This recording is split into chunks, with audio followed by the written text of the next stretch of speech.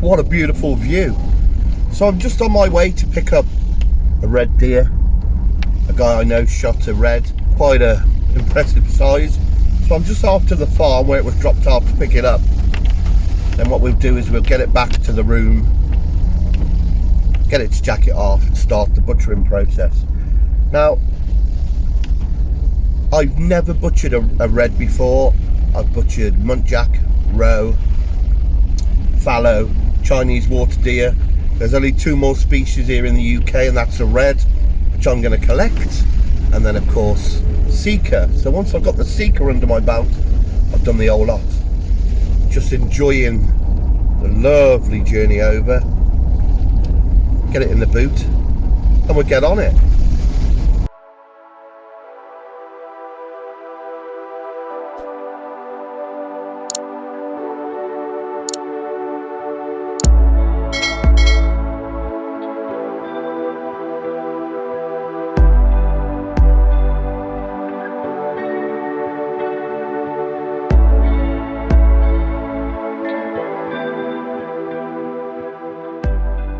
Big beastie in the back of my car. Come and have a look. Quite a decent size. Just got to basically fold her up and away we go.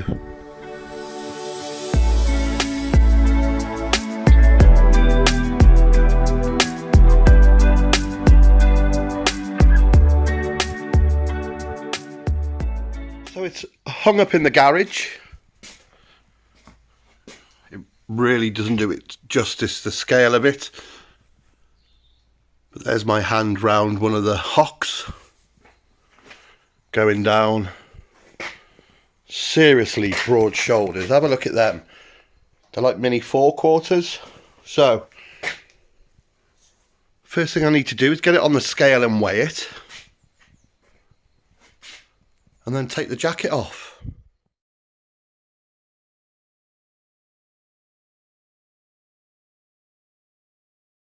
So I've got the jacket off.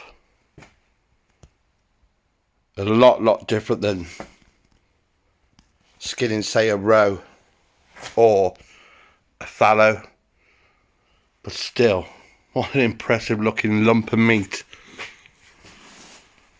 So what I want to do now then is basically, because of the size, I'm going to split this into 2 sides. So cut the neck off and split it straight down, and then we can work on a side at a time. Beautiful. Swinging.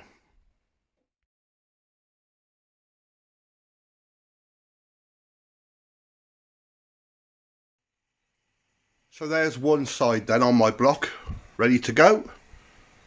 So what I want to do then basically is do one side the traditional way and then the other side a little bit different. So what I want to do, because of the size of it, I want to split it into a hindquarter and a forequarter. So we need to go between the 10th and the 11th rib. So 1, 2, 3, 4, 5, 6, 7, 8, 9, 10.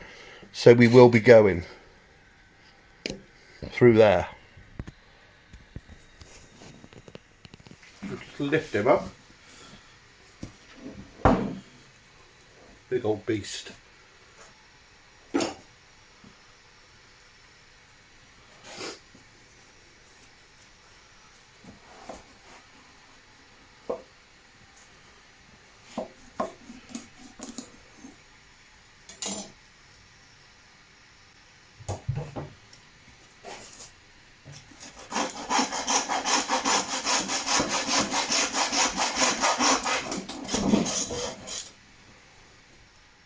So there's that side split into the forequarter and the hindquarter. So we need to get it on the block now and start dismantling. First of all then we'll take off that front hock, shing, whatever you want to call it.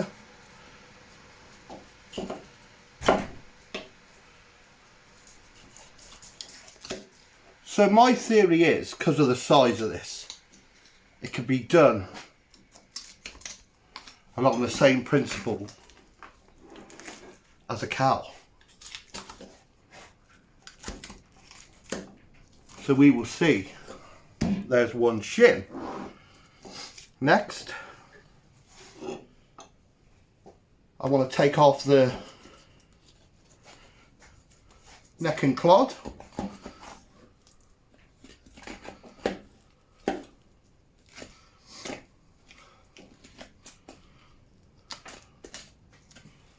So just looking for the top of that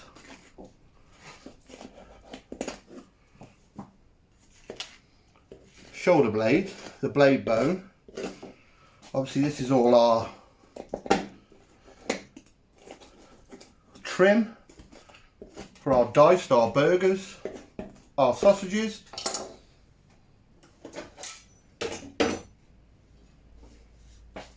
Cut that off.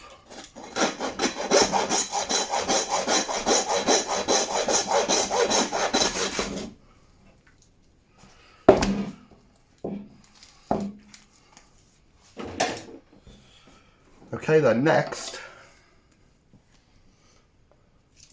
I just want to take off what would be on a cow, the LMC.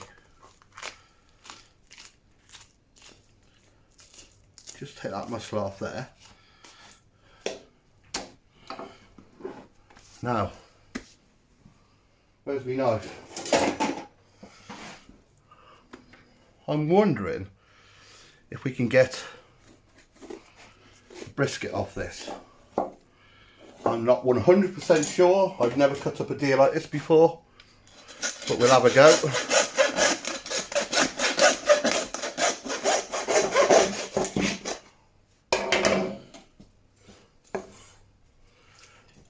that to one side there.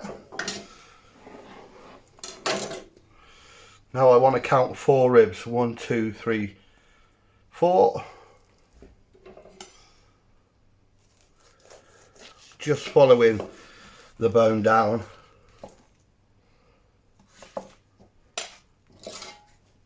And sawing it off.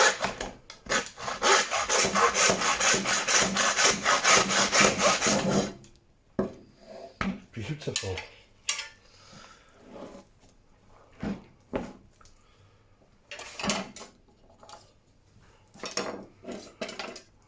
I'm going to take what would be the short ribs off.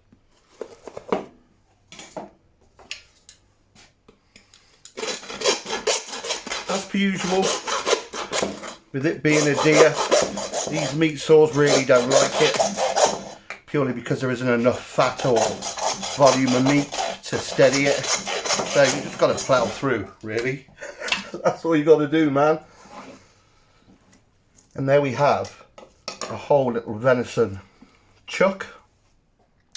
So that's that 4/4 broke into its primals. You might not have seen it done like that before. So we got our brisket, our neck, our clod, what would be short ribs. This is called an LMC, stands for leg of mutton cut. Don't ask me how or why. A lovely whole chuck with the blade. That lovely shin, and of course these 4 rib here either is a roast, but I'm thinking 4 whopping tomahawks. Right then, let's begin. Let's begin. Just touch up my knife, little and often.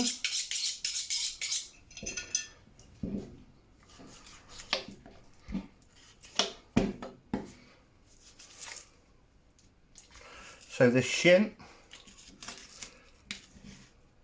beautiful, look at it. If ever there was a bone for your dog, this is it. Just the tip of the knife, follow that bone along.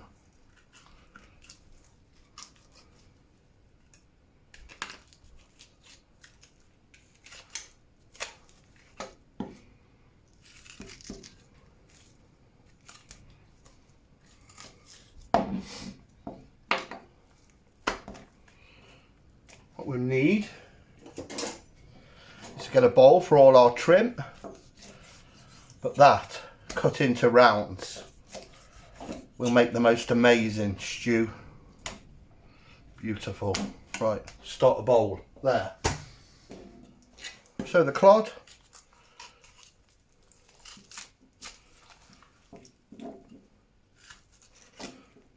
again, mainly for diced or mince, ground from my American friends. Very simple bone to take out. The kind of bone you learn on, because it is pretty much as you would draw a bone, a long bit with two knobbly bits on the end. That is exactly what that is.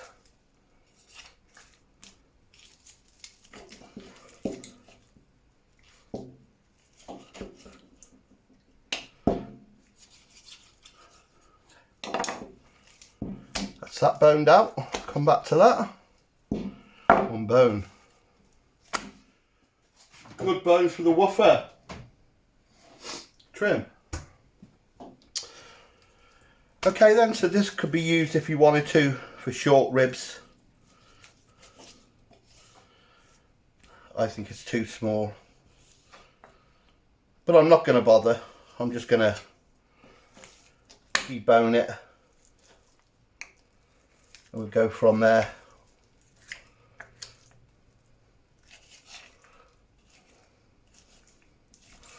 I'll deal with the shot damage as we go along.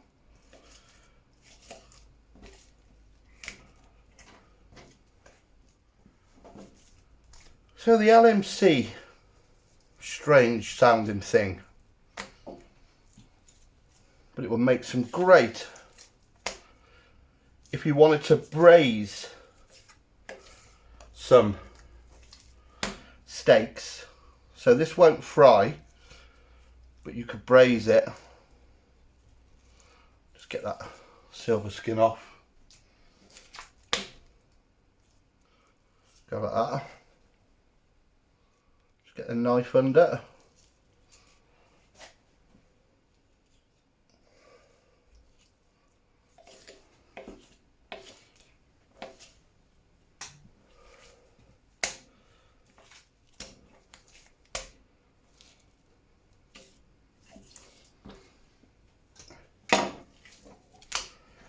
So if you were to cut these, I mean, it looks lovely, but it's just a little bit too tough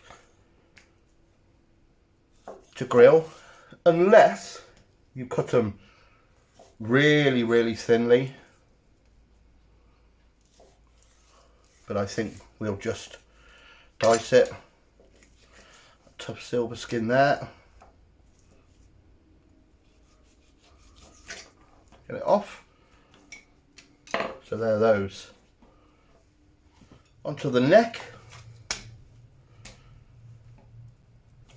So I think this one looks to have been head or neck shot, but I'm not sure if there's a bit of damage looking at some of the bruising on the carcass. Time will tell when we move our way through it. Basically this is all for dice or for mince, so slash job, get it off the bone, don't be too fussy. Tricky shaped bone.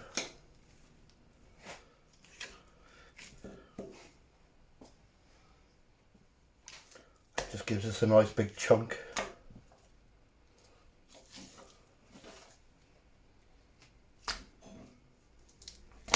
So we're on to what is basically the brisket. I just want to experiment with this.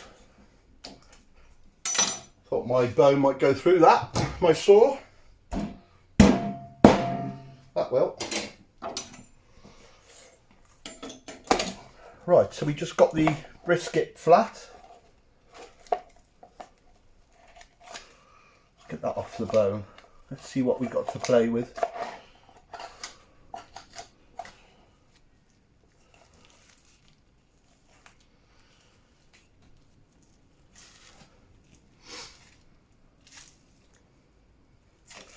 In my head, you see, I was hoping it was enough to roll up. May well be, it may not be. Let's have a look.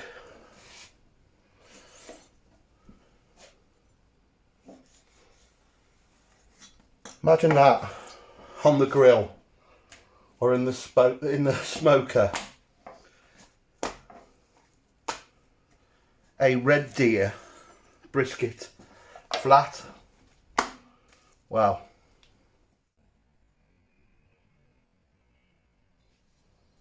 So I'm excited about this bit because this is a whole chuck with its blade. So I just want to separate the two.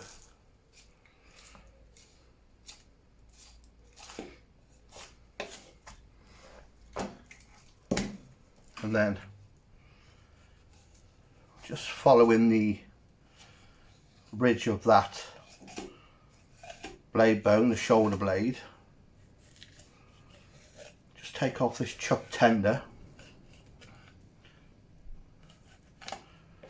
which what we used to call in the trade the poor man's fillet, because once it's cut into steaks you cannot tell the difference until you cook it.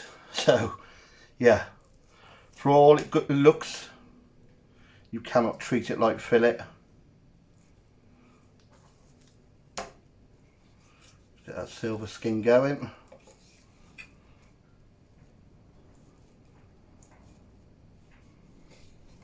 Let me just show you once I got this off.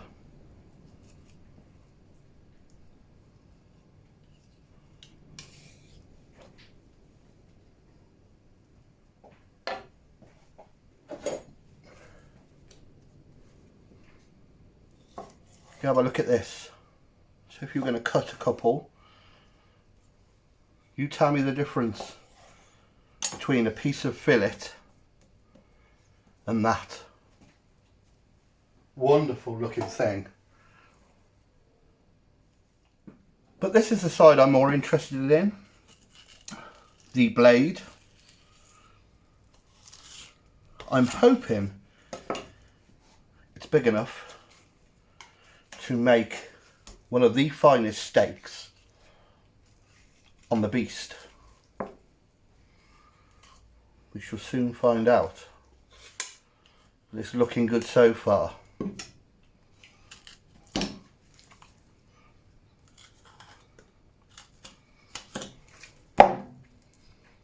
You could actually paddle a canoe with that blade bone.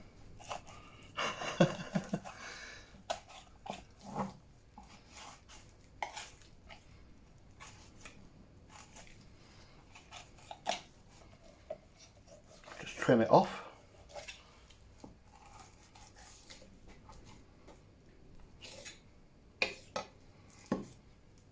And release it. Bloody hell, this knife's poor. Have to sharpen it a minute.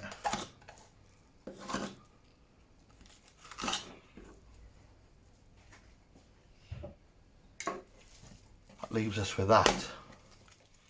Just trim that off. Are we going to be able to do it? I think we are.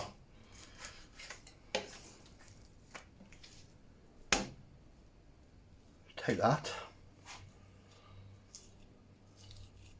off like that. Let's square that up, and we'll square that up.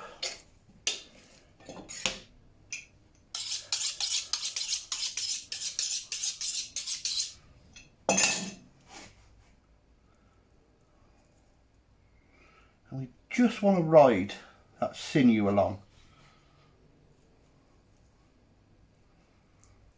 Nice and gentle.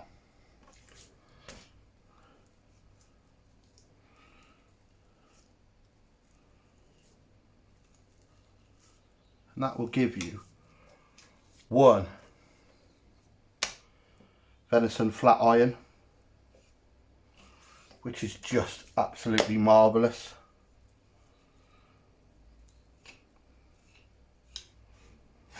Trying to keep as much meat on it as possible. Look at that. And then here, once we expose that sinew completely, we should, in theory, be able to get the second one. Come on, you beauty, work for me. Yes. So it's a bit of work, but if you take your time, you will achieve.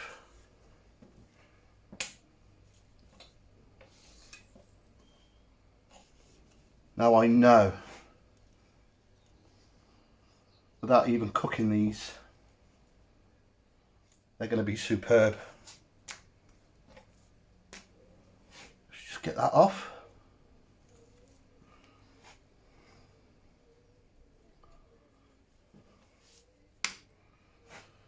That off there. That off there. Square it up. That'll mess with my mind. But there you have two absolutely beautiful venison flat iron steaks. Well worth the work. Look at me, I can't stop.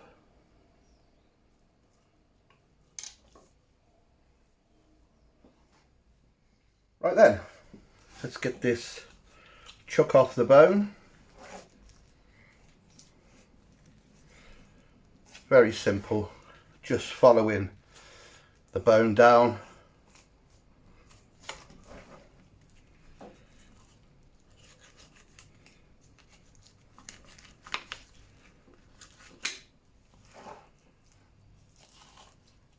So cutting this up like this, I'm already thinking that second half will be done the same, just for the spectacular flat irons.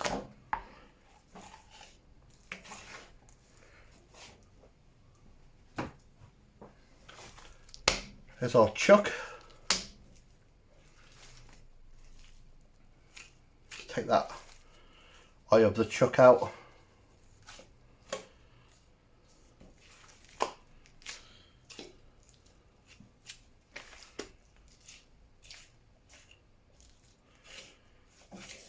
That is diced. Just get rid of that paddy whack. That's super strong muscle that keeps the head up. Have a look at this damage here.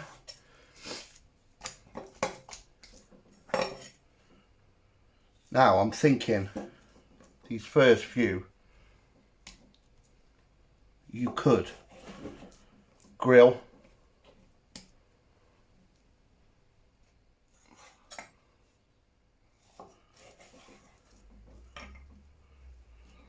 Just where the ribeye goes into the chuck, and that obviously gets more tougher as we go further in, but those look absolutely amazing. So they can go separate. That can go into the trim pile. So we're left with that plate, the top of the brisket. How's it looking? So I'm thinking maybe baby, maybe get a little rack of ribs. We can get our knife in there without messing it up too much, taking too much silver skin off.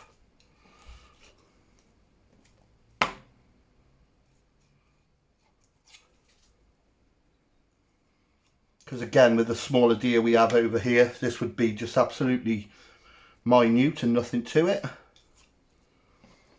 But with it being a red, like I said, gives us way more options.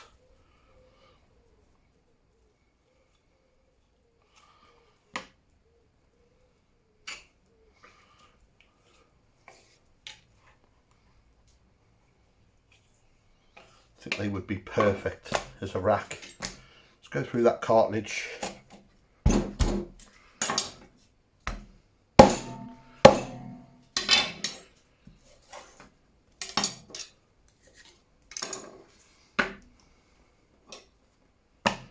Yeah, tiny little rack of venison ribs. Wonderful. Next, onto that hindquarter. So this hind then,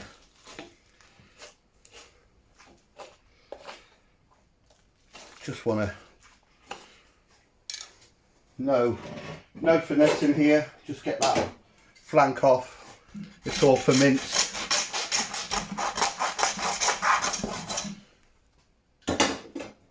So just get that out of the way for trim.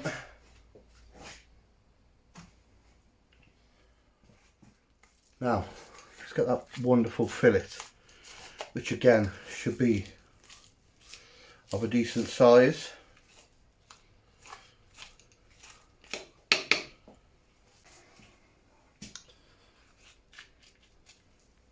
Go in there, I'm going to go to there, go along there, and then, I mean, this is screaming out venison Wellington, isn't it? A good old Venny Wenny, a good old Venny Welly.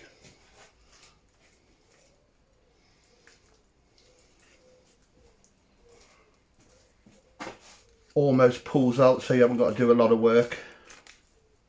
Look at that. Oh man. We'll come back to that.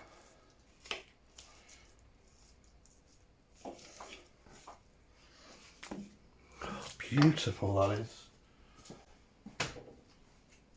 But first, we want to deal with this.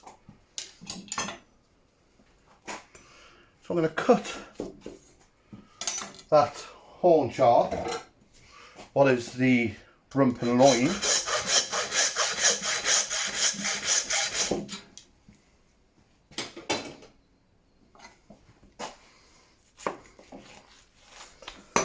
That leaves us with a massive haunch, which I want to take that massive shank off. Come on.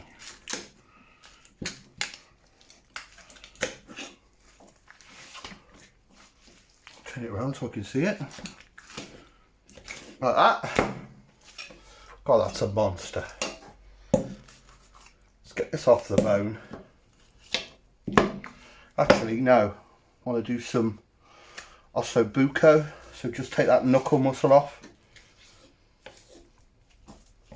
I'm going to come back to that shortly.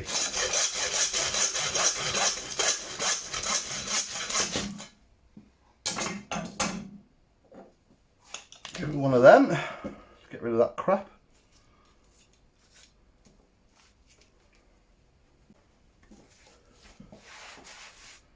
Yeah, get some lovely rounds out of that. Wonderful. Let's deal with this.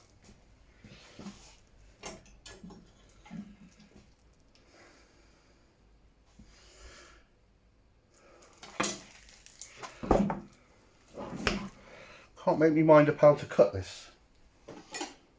Let's try this.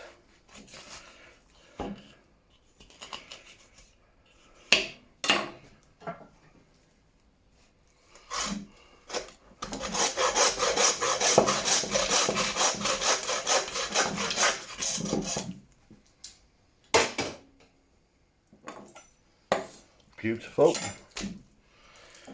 So this is your back strap or your sirloin. Would make a great joint on the bone, but it's too good to leave on the bone. So we'll get it off. We all love a bit of back strap action. So just chasing those bones over the ridge.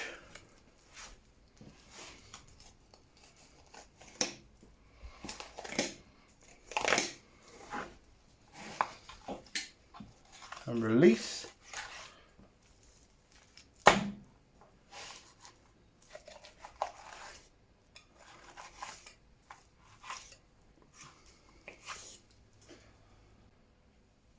Have a look at this. Just take that chain off. And that bit of sinew. Square this up.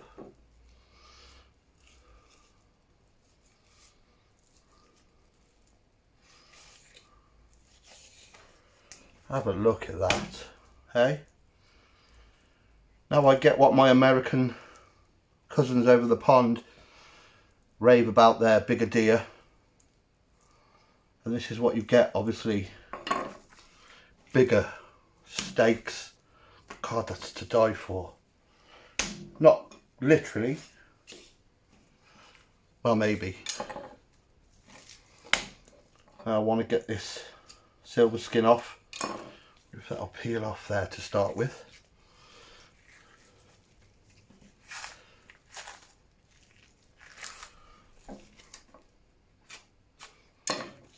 I'll put it along its weight.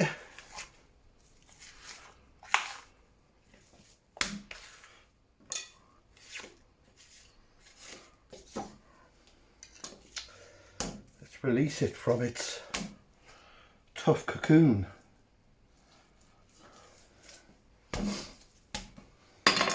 Calls for a better knife on the job, which we can get nice and flat and hopefully get the full span of that silver skin, I'm hoping, and keeping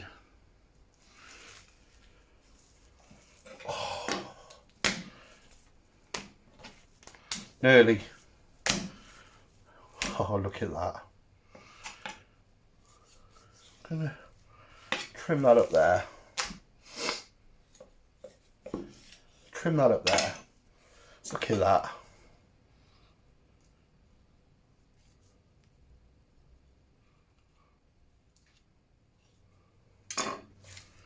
Wow. Just wow.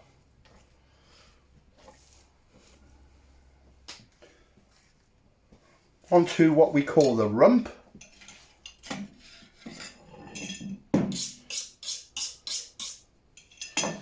Again, because of its size, it will give us some good steaks.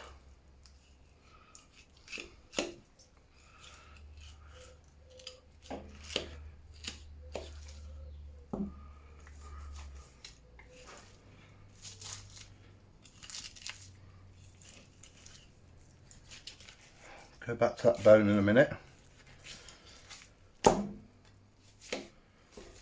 that off there. Let's have a look at this then. I want to take that muscle off. Take out that there. I'm going to take that off, which is the picanha.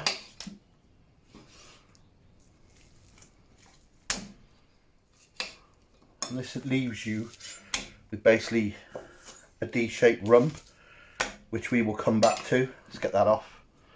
It's unsightly,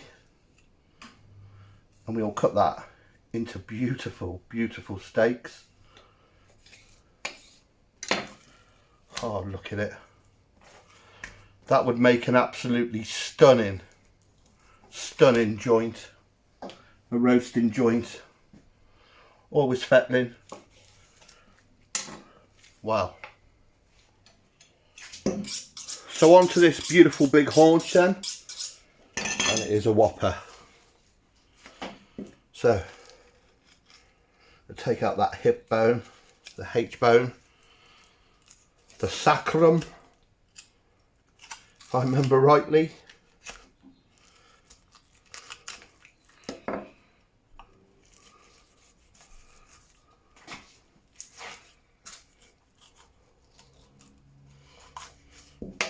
Beautiful. Just give it a trim. So, breaking this down into its subprimals then, like I always say, the road map, that natural seam. Just gonna cut and you'll see the what we call the thick flank appear along the femur, which is the thigh bone. So if we cut there and we cut through the kneecap, you can see that thigh bone appearing just with the tip of the knife, just loosening it, getting underneath to find the seam that lays across the silver side, or the bottom round for my American friends.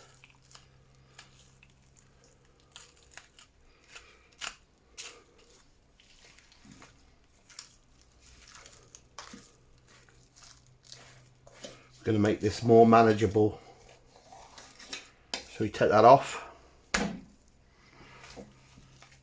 Then we are left with our top side and our silver side, or top round and bottom round. Continue to remove that thigh bone, that femur. Another easy bone.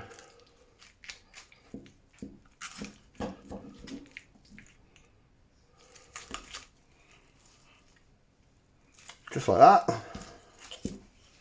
Sort that out in a bit.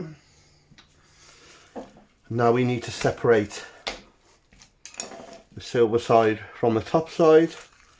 So just with our hands, again with seam bone in here,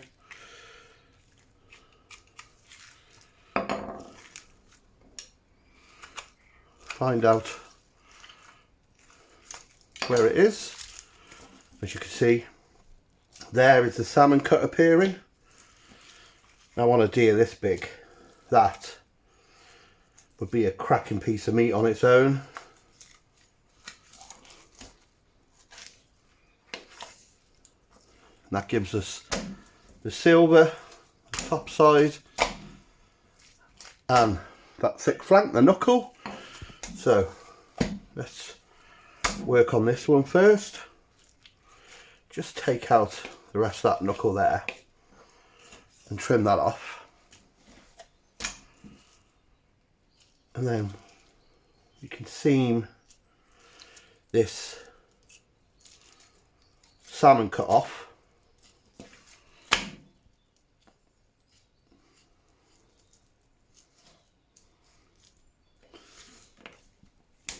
Lovely. Take that silver skin.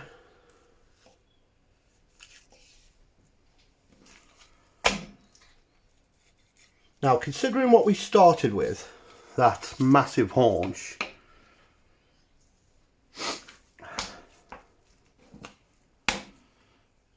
bearing in mind that these three joints is what we call the roasting joints here in the UK, would normally roast at different times. By breaking it down, not only have we made it more manageable, more cook friendly in the kitchen instead of that big hulking lump of meat, but by separating it, we make sure that we can cook it to perfection, because we just concentrate on the single primal or subprimal. So always squaring it off. Take that off there.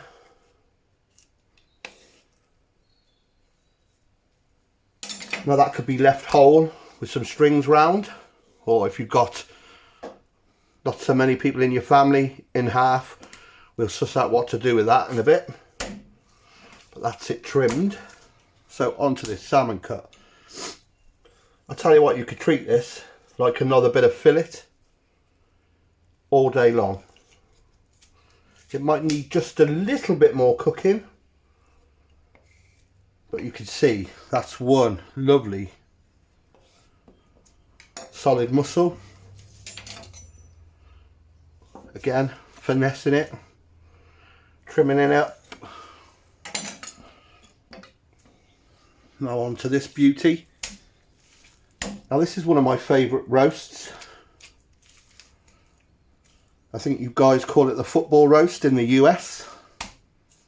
going to trim off the bits I don't need, take off that patella, that kneecap which is there. I could do with some of them. Seam off here.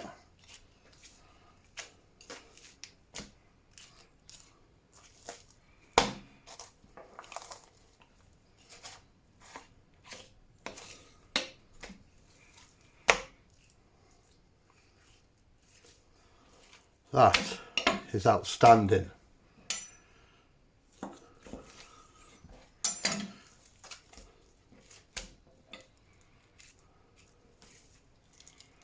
Again, that could be tied up. If you had quite a few people round, we could put a few steaks off it, or I might even be tempted to split that down the middle, make two smaller joints. Our top side doesn't look the most inspiring at the moment. Weapon of choice, let's go with this. Right, let's get that off. Basically just shaving it off.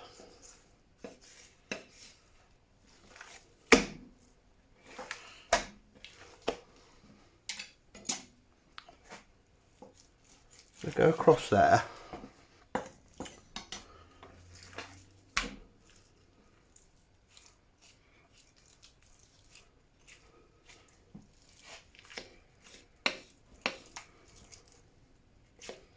Just seam that bit off. And we've got a couple of options with this. We can tie it and leave it whole as another haunch roasting joint, or if you like your steaks, get some more steaks off it by just cutting through it. It's perfect. We'll sort that out at the end.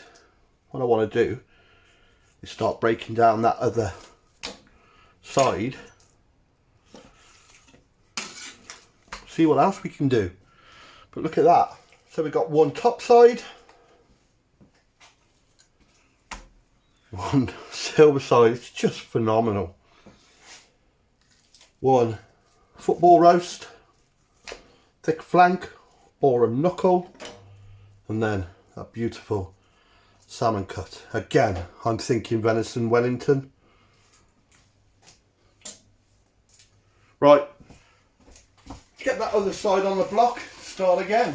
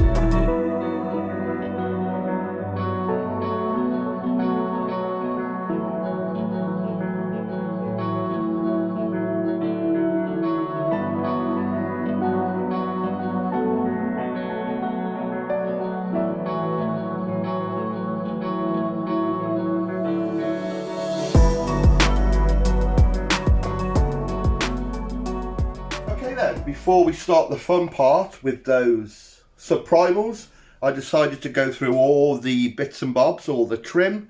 As you can see, a lovely tray here, which is going to go through the mincer now.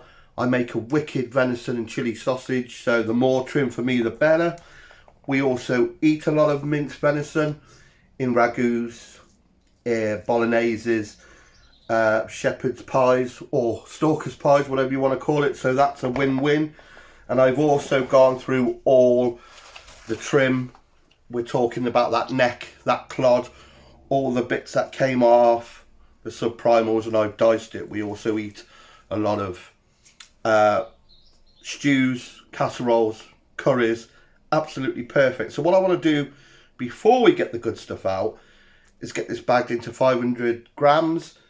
That way you can freeze them. You can take one out if you need a bit more, take two out. You know the drill. So I'm just going to do that.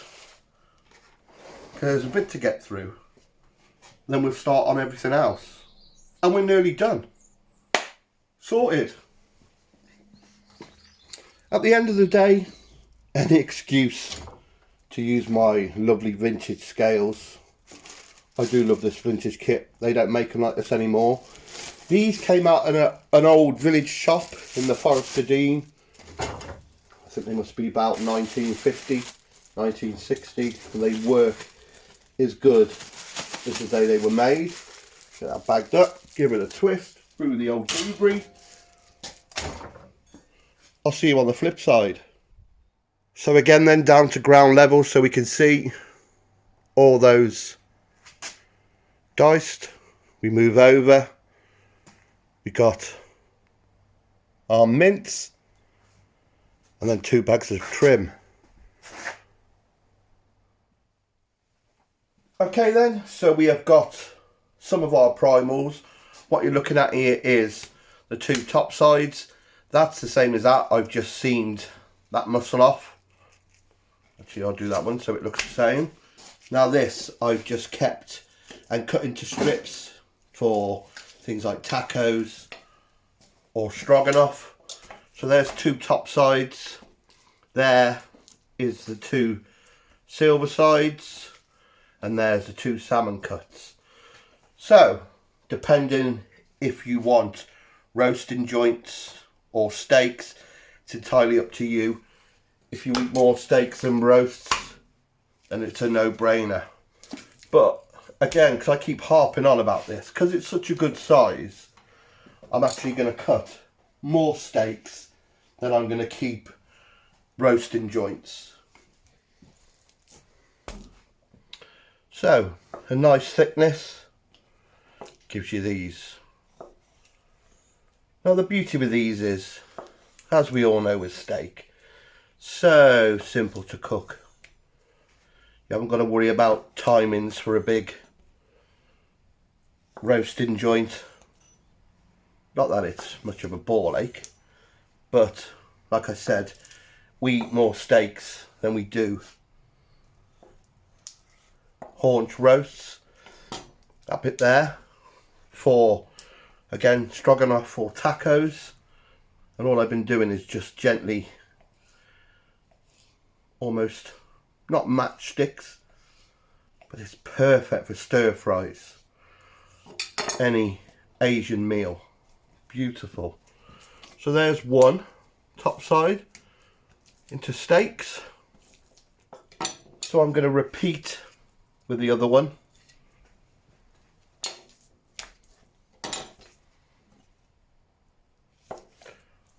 About a thumb's thickness.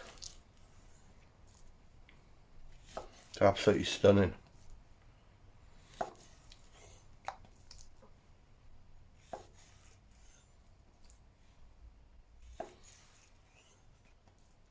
Beautiful.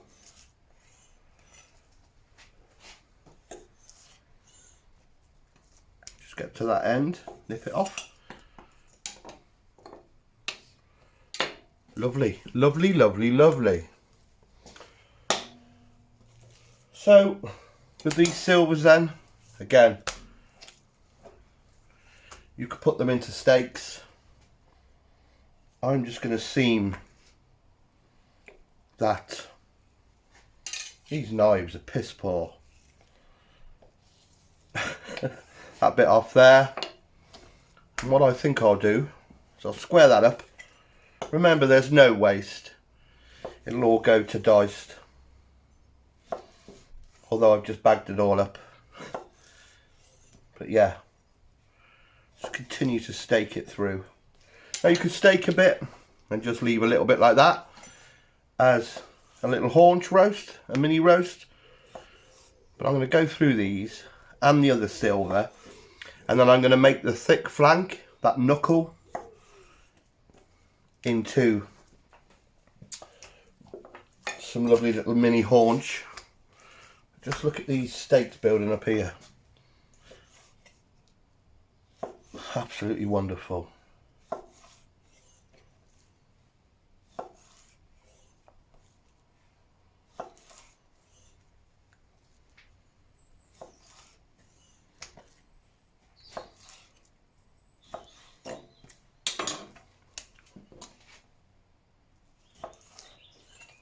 Right, I'll just nip through these just to put them into matchsticks. I love a stroganoff.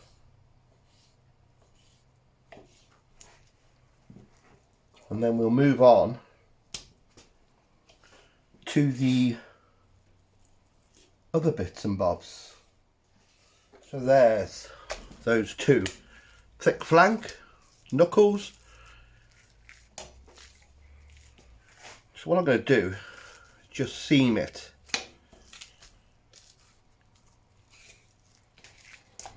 Just make them slightly smaller, more compact.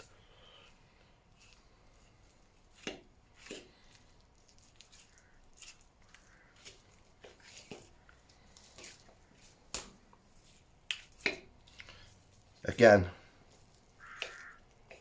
good meat.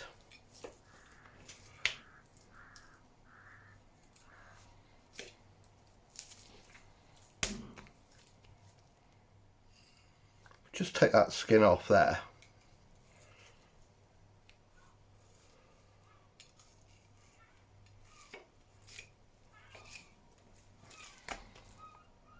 Just by getting our knife in.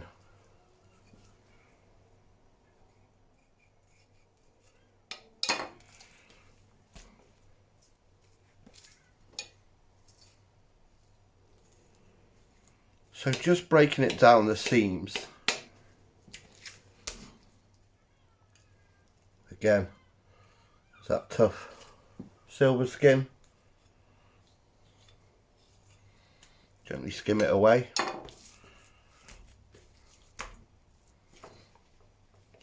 Now I think if we were to put some strings or some bands around that, that would be quite a respectable size roasting joint. Or we could cut it in half. But that's a pure hunk of meat.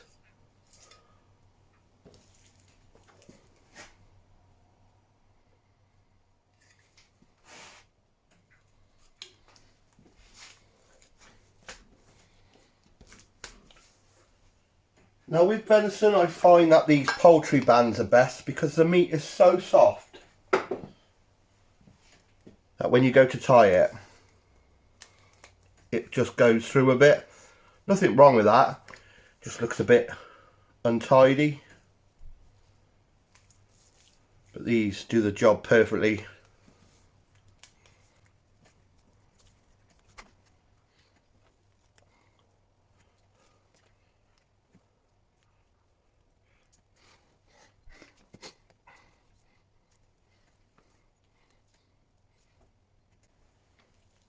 Now there is no reason why you can't just steak these. Again, if you prefer more steaks, we've got to do the usual fettle, square it off, make it look nice and neat, give it a touch up, and that is looking mighty fine. Look at that. You could leave it like that in half. Just going to do the other.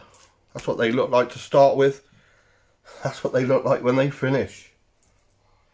Okay, on to these absolutely beautiful rumps. One of my favourite cuts. You saw that it came from between the haunch and what is basically the sirloin, the backstrap. I've took the picanha off. Just a joyous piece of meat.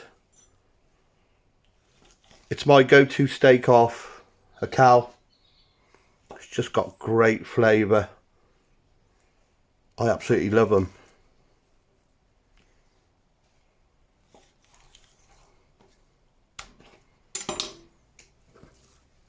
There's the one.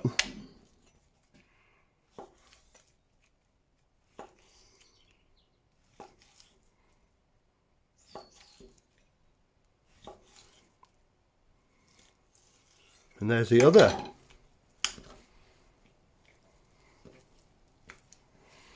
Beautiful steaks.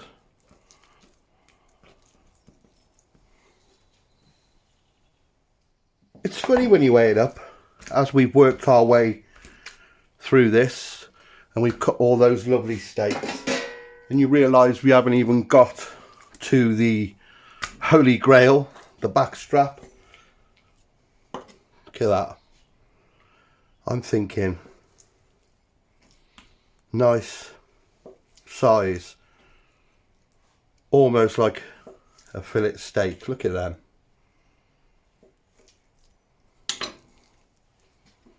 Work all the way through them.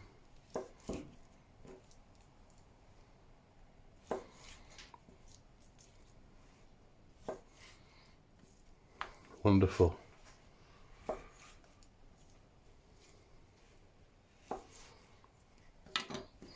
Now this one here,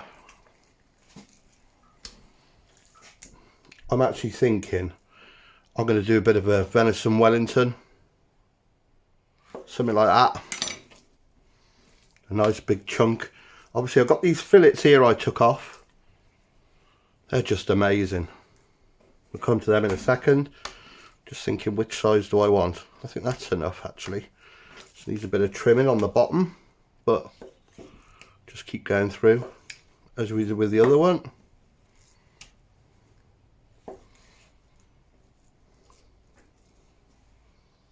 Lovely medallions of venison backstrap.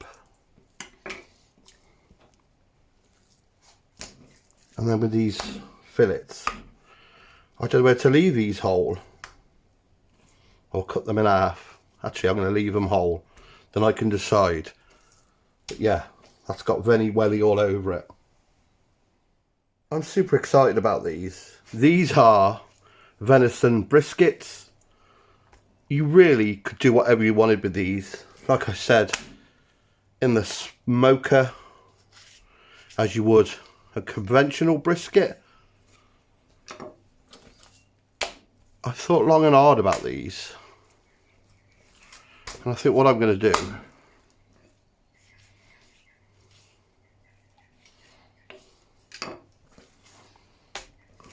I think I'm going to take that off. There.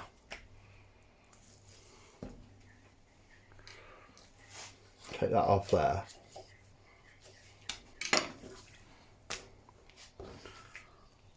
I'm tempted to make some venison corned beef, corn it, but I'm also tempted to roll it. Beautiful venison briskets. Okay, this is the final hurrah. We're at the end. The last bit to cut is that shin. I wanted to go into ossobuco, which is shin rounds with the bone in. So get 3 good ones off here. Just like that. Saw through it. And I'll see you on the other side. Bit of a ball ache, but well worth it. All cutting done.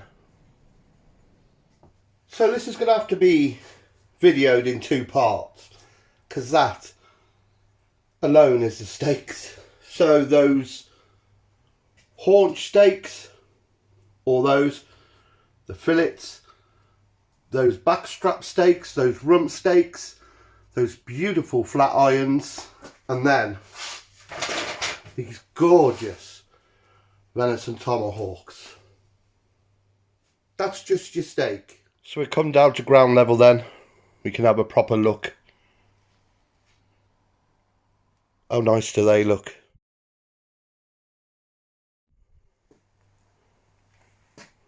All them back straps, haunch steaks, and these wonderful fillets. Some groovy bits on here. The shin with the bone in for ossobuco. My favourite little strips of venison trimmed from all the steaks and the joints for stroganoff, stir fries, you know the drill. This lovely hunk of backstrap is earmarked for venison Wellington. These two salmon cuts on the silver side, again, you can make them into Wellingtons, dice them. I'm not sure yet. I think they deserve to be treated pretty special. These crazy little things, these are your bavettes, your skirt steaks, your haunch roasts, you can halve them, and then these with the briskets, I chose to roll them. I'll bring it down to ground level, we'll have a look. They look so good. And all that lovely marrow, if you did like a classic ossobuco, will leach into your sauce. Great. Great for a quick meal in the week, these. Just have a look at these bavettes. And then those haunches. Stunning they are. Have a look at them. And then of course, which you never get anywhere else, is rolled venison brisket for a pot roast or your smoker. Okay then, we got all our diced venison there, all our mince there, and some trim ready for my wonderful venison and chilli sausage.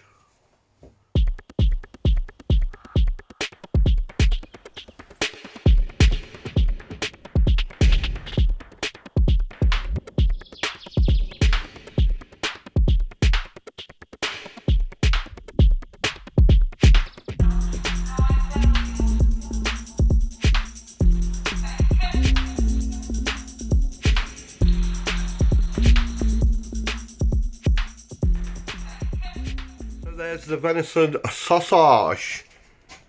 How good do they look? I've already made a test patty and they're absolutely amazing. My seasoning of choice, chilies, a few other bits and bobs, all from that trim. So finally we come to the end of this wonderful, I think it was £156 Red Deer. Just bagging up my sausages to go in the freezer. If you manage to stay for the whole duration, I commend you. And if you've liked what you've seen, you know the drill. Subscribe, like and share. So I'm going to get these in the freezer. I'm going to treat myself to one of those lovely venison tomahawk steaks. So stay to the end and I'll show you what they look like cooked. But until next time, my friends, take care.